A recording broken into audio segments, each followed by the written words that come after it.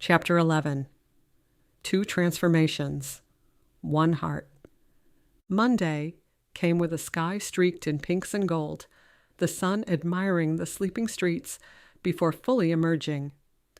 The train from Boston arrived at 11, bringing Robert Drew and Mr. Chamberlain, the Atlantic Botanical Executive. Rosalind had been alerted by phone that Professor Ellsworth, a surprising addition, would arrive with them. She positioned herself before the mirror in her bedroom. She had chosen a dress that conveyed professional authority with feminine grace, dove gray with embroidery at the collar and cuffs. "You look lovely," Mrs. Barrett commented, coming into the doorway with a cup of fragrant tea. Both your mother and grandmother wore that same expression when facing important decisions, determination with a touch of serenity. "I don't feel particularly serene," Rosalind confessed, accepting the tea gratefully. "My father is formidable when he's certain he's acting in my best interest. His daughter can be quite formidable, too." The skin around Mrs. Barrett's eyes fanned out, resembling delicate paper, a subtle rosiness rising on her cheeks. "I recall a certain 7-year-old who insisted on helping in the garden despite a bruised arm, because people need medicine more than I need 2 good hands." Rosalind smiled at the memory. She had been searching for comfrey near the base of an apple tree when her foot slipped on a patch of damp moss. Her arm twisted beneath her as she fell, and pain shot through her with a force that made her gasp. For a long moment she lay there, stunned, the scent of bruised apples and earth all around her. The fall scattered the comfrey leaves she'd already gathered. Blinking back tears, she sat up and began collecting them again, one by one. "People need these," she'd explained to her worried parents. "Their hurt matters more than mine." Her compassionate heart had only deepened with time. "Are all the items ready downstairs?" she asked, finishing her tea. "Mr. Winterborne arrived at dawn," the housekeeper informed her, folding her hands and sealing the matter. "Dr. Caldwell brought his medical charts." "Excellent, thank you." Rosalind descended the stairs, her skirts whispering against the wooden staircase. Beyond the glass doors, the garden sparkled with dew. Edmund stood next to the rare silver blossom, its petals raised to the sun. He wore tan-colored pants and a brown jacket, its shoulders impeccably cut. A pale blue shirt softened the severity, the collar slightly open as though he intended to be comfortable.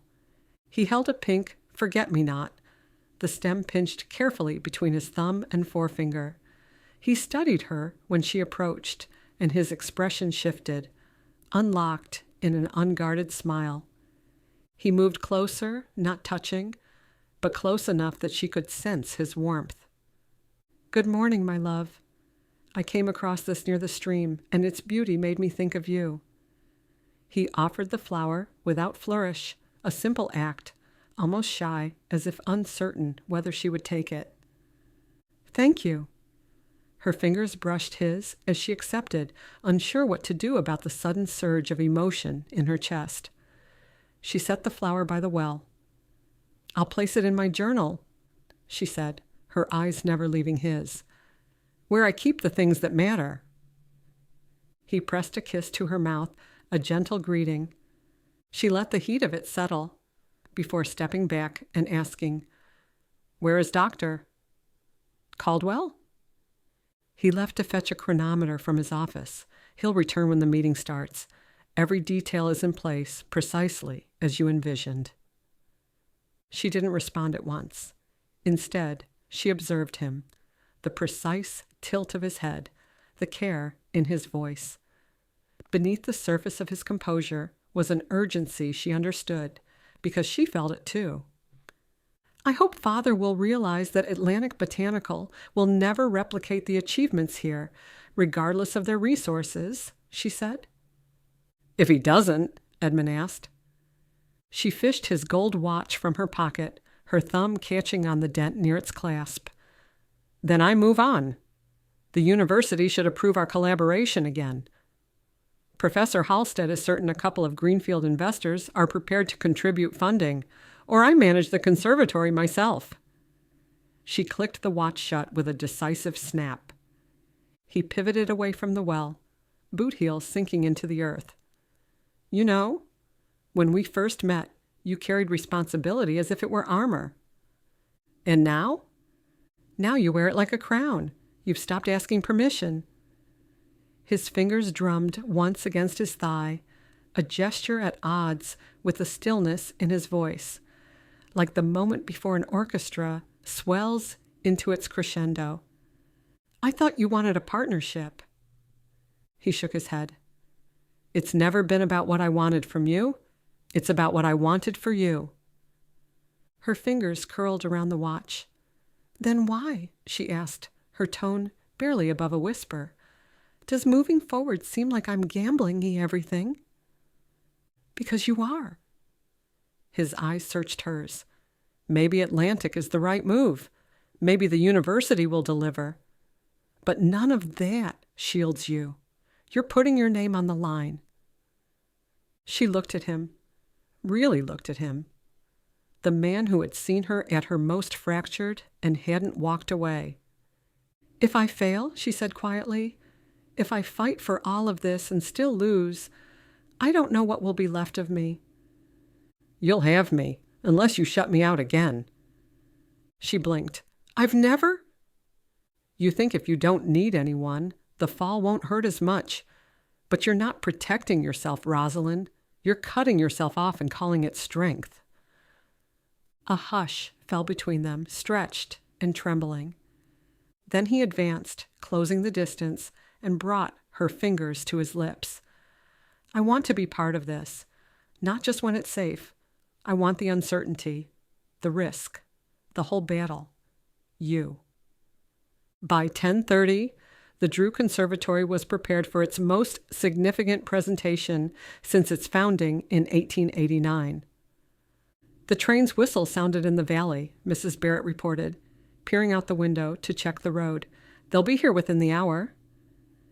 Rosalind gathered her results for a final review. "These men understand value primarily through monetary results," she said to Edmund. "What will convince your father, aside from business concerns and ensuring your welfare?" Rosalind considered the question, remembering her father's departure for Boston after her mother's death. He applied his engineering brilliance to mechanization in place of the human connections her grandmother had cultivated. "I'll show him what he's forgotten," she said. Robert Drew had the same capacity for perception that ran through the Drew women's veins, a vision for a better world. However, he had trained himself to ignore these insights in favor of financial success. 2 carriages approached on the gravel drive, bearing her father in one and Mr. Chamberlain from Atlantic Botanical in the second. Dr. Caldwell pulled up behind them in his Ford. Professor Ellsworth, Rosalind soon learned from Mrs. Barrett, would arrive late. "Ready?" Edmund murmured to her as they greeted the men at the entrance. "Shoulder to shoulder," she replied. Her father emerged from the lead carriage, measured and magnetic. His eyes, the same rich brown as Rosalind's, missed nothing, and in that mutual acknowledgement was an attractiveness that both united and separated them. Hers, soft with feeling, his sharpened by ambition. Dressed in a tailored dark coat with silk lapels and gloves stitched in leather, he embodied the polished assurance of Boston privilege. He leaned on an engraved walking stick, understated yet unmistakably costly. Following him came Mr. Chamberlain, a middle-aged man wearing a fine wool suit, his demeanor revealing the confidence of one accustomed to acquisitions. Dr. Caldwell trailed behind them, carrying his chronometer in a fitted leather case. "Rosalind?" Her father acknowledged her with a kiss on the cheek and a light hug. "You're looking well. Country air agrees with you, I see." She reciprocated with a smile. "Hello, Father. Welcome back to Greenfield. Did you receive our telegram about today's presentation?" "Our?" "Yes. This is Edmund Winterborne. He's an acquaintance and very knowledgeable." "How do you do, sir?" Edmund reached out his hand for a firm handshake, then positioned himself beside Rosalind, his expression neutral. "An acquaintance, is it?" Her father's brow arched with surgical precision. "How long have you two known each other?" Edmund held his gaze, unshaken. "Not long, sir, but long enough to admire your daughter and to respect her, both for her intellect and her determination." Robert studied him for a beat. "Respect is a promising start, Mr. Winterborne. But my daughter is difficult to understand. She guards more than she reveals."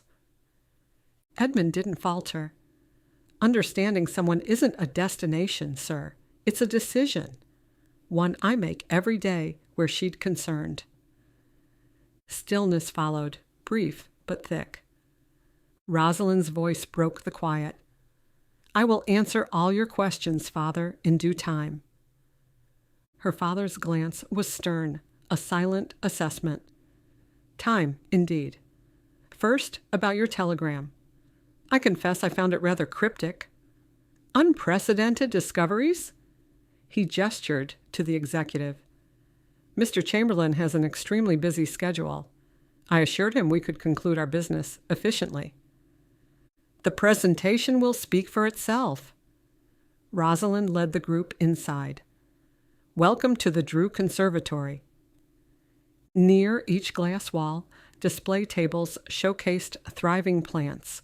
Charts illustrated healing results that exceeded pharmaceutical expectations. Pressed samples revealed botanical structures distinct from standard classification.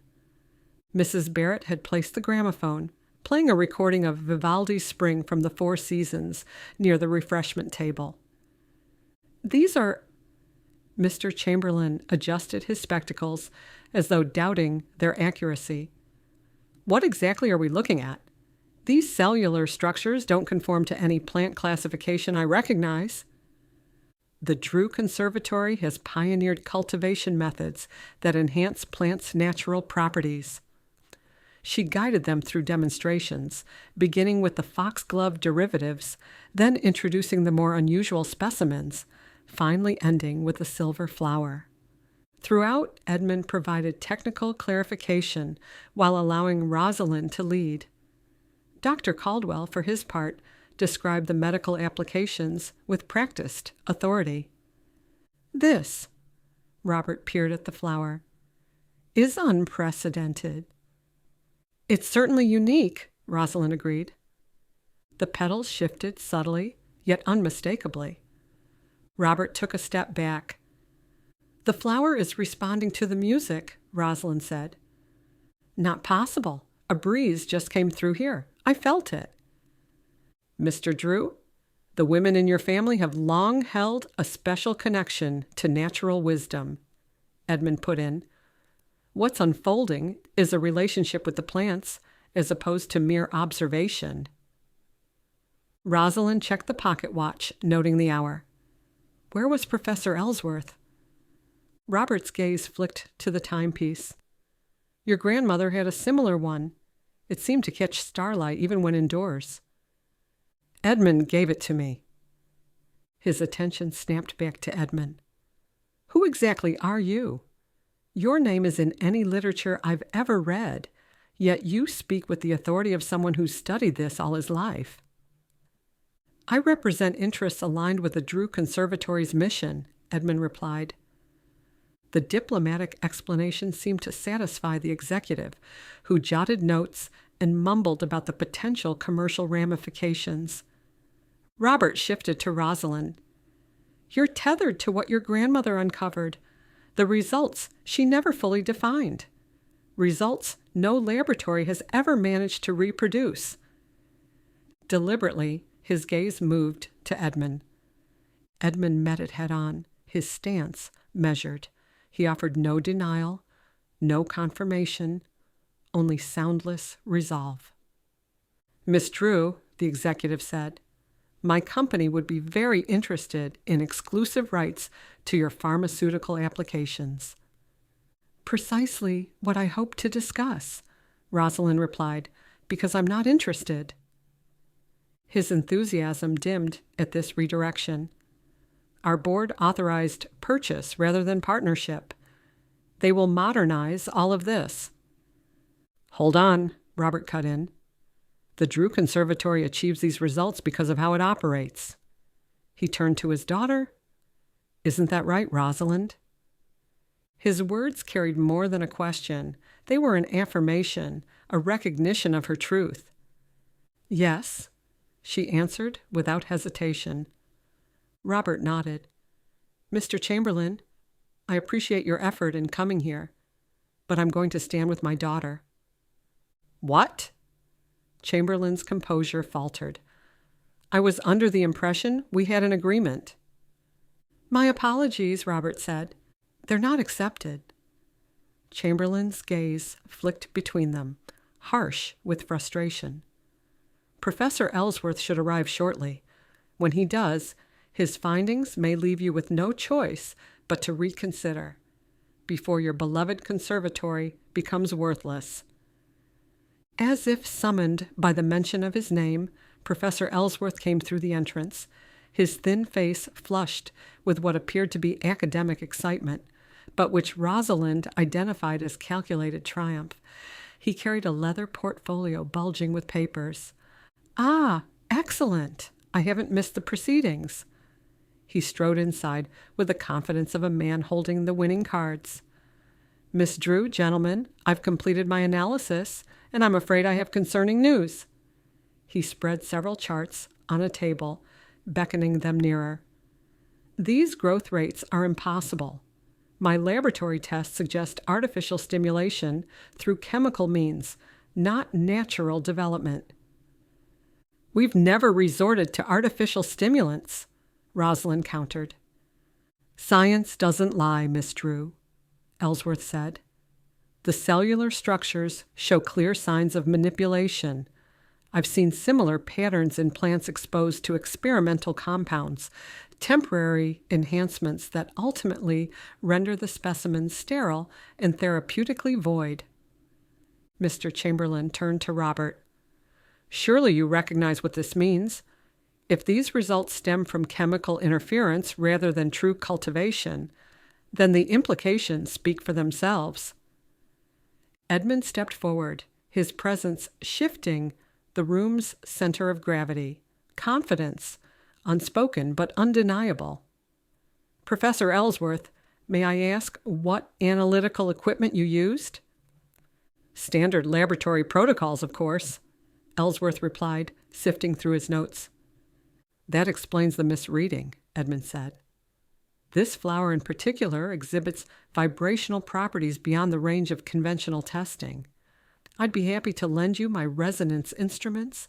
They're calibrated for frequencies standard tools can't detect." Ellsworth scoffed. "Specialized equipment? That's hardly conventional. Proper science relies on reproducible, standardized methodology."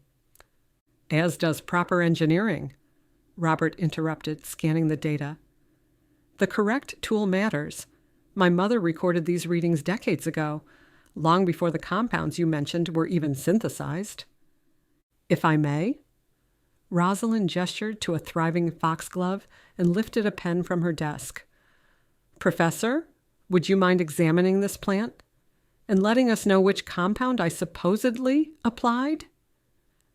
Ellsworth leaned in, magnifying glass in hand, frowning as he studied the leaves.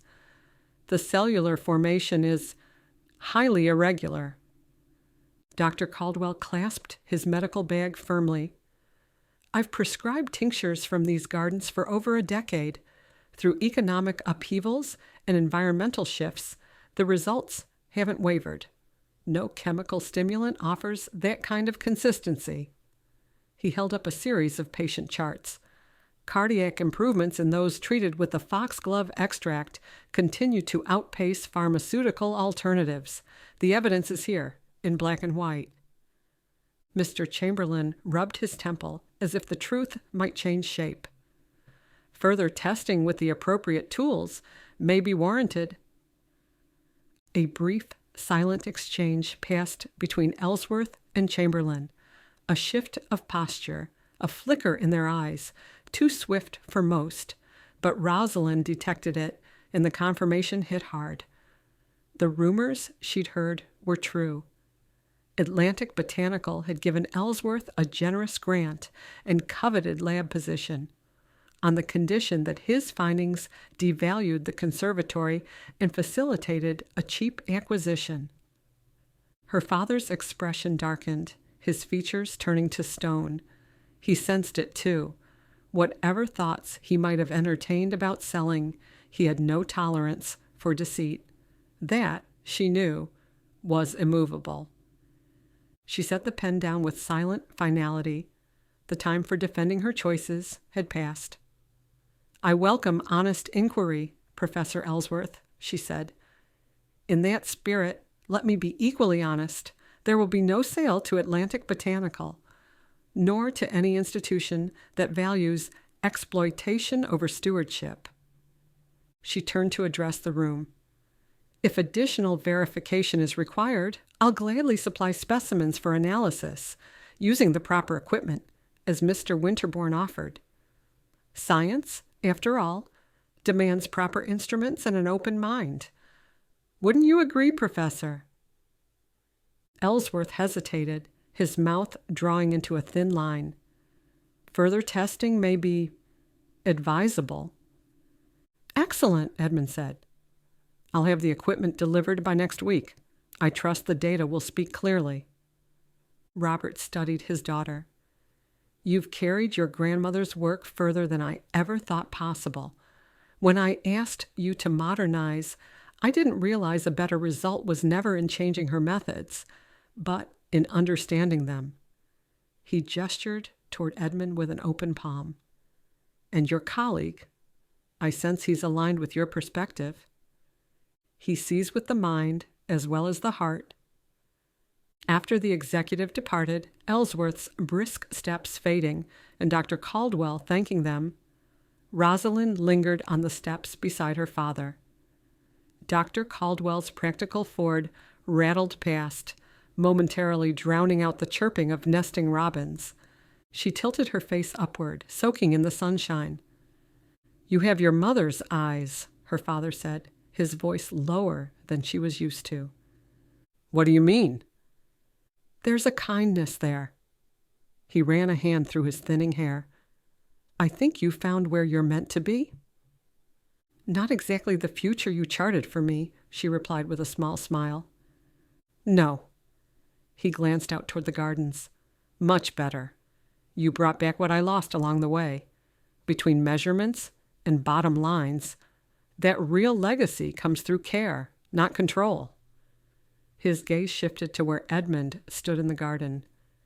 "Mr. Winterborne, he's more than a partner in research?" Rosalind nodded. "He is."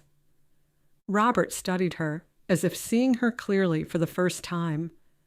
"Then be joyful, Rosalind, as God intended." The blessing, simple, uncharacteristic, yet sincere, moved through her like light through glass.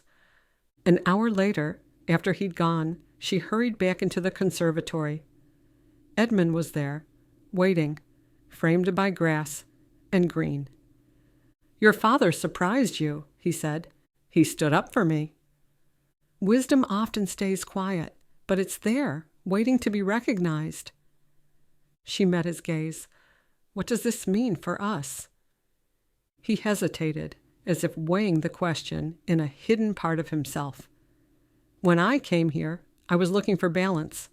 I assumed that by studying the rhythm of the seasons, as my father and grandfather did, I might find it. I didn't expect to find it in myself." Her lips curved. "But you did?" "I found more than rhythm. I found stillness, purpose.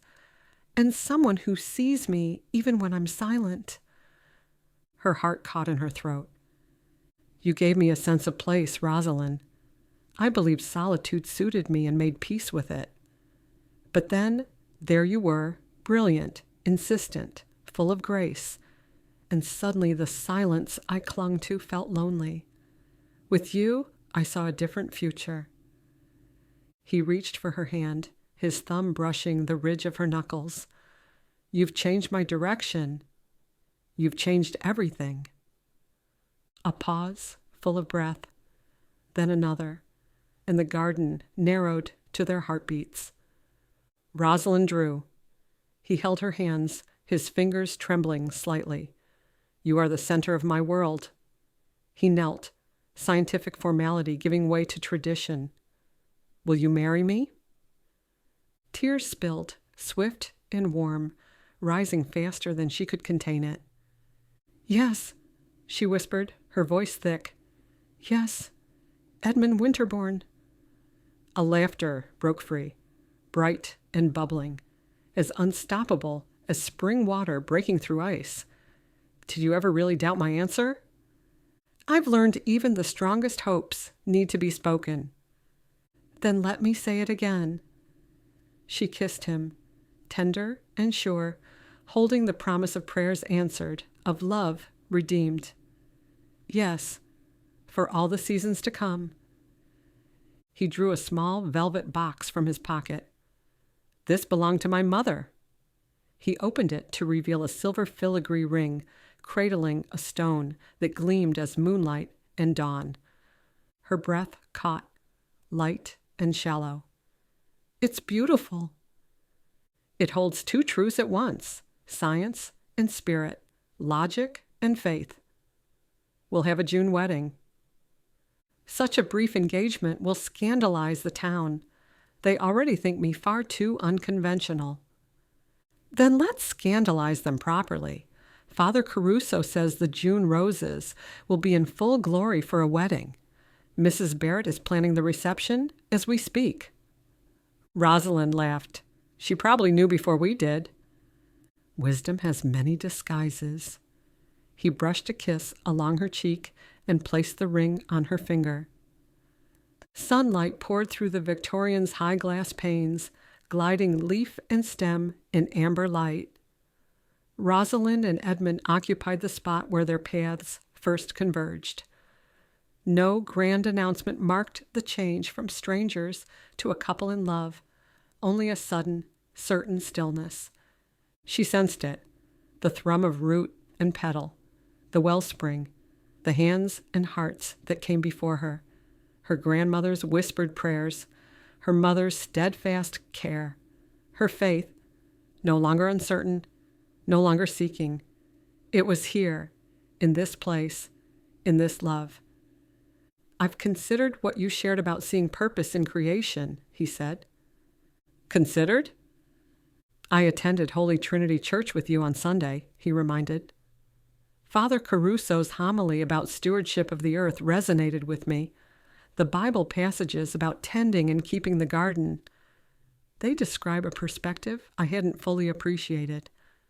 That's what connects everything. Your conservatory is a gift that will endure, he said. A legacy for generations. And you are giving me a gift too. He raised an eyebrow. What gift is that? She offered him a tender smile. You, your heart, your understanding, your love, and that remarkable wisdom you carry so freely. They would face whatever trials came their way, from skeptical scholars to the encroaching power of industry, united. Through it all, Edmund's faith, as hers, would grow, change, and deepen. Their story had begun in the icy grip of winter, with the first tender shoots breaking through the stone. It had bloomed in the warmth of renewal, a silver blossom, hearts stirred by the one who made all things new. Whatever lay ahead, it was a journey they would walk together, hand in hand, east of the sun and west of the moon, where love and hope never faded. To everything there is a season, and a time to every purpose under the heaven. Ecclesiastes 3:1, KJV.